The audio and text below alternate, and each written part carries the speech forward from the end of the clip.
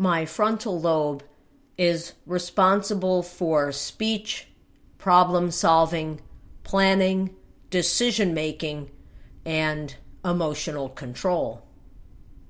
I hold my temporal lobe accountable for my ability to hear, remember, and speak.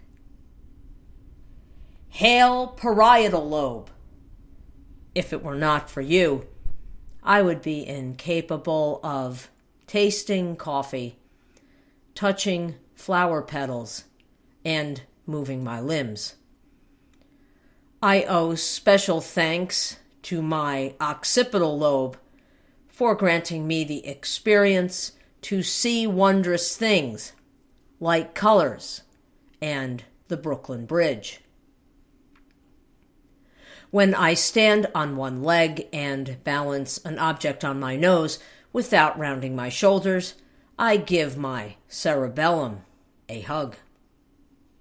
My primary motor cortex let me down when I tried to stay in step while playing tenor drum in the drum and bugle corps, but regained my confidence soon after I began weight training. The bliss I experienced stroking the bristles of my first pet woolly bear caterpillar was the role of my primary somatosensory cortex. My hypothalamus controls my body temperature, thirst, and hunger. Furthermore, it is involved in sleep and emotional goings-on.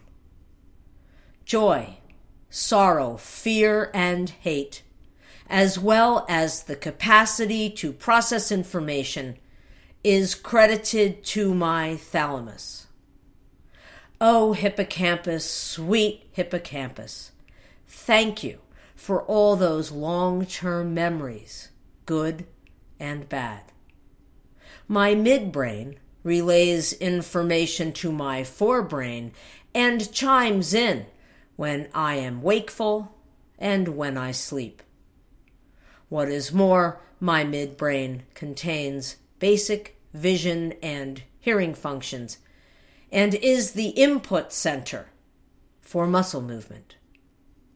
Lastly, my medulla oblongata carries out and regulates breathing, heart and blood vessel function, digestion, sneezing, and swallowing.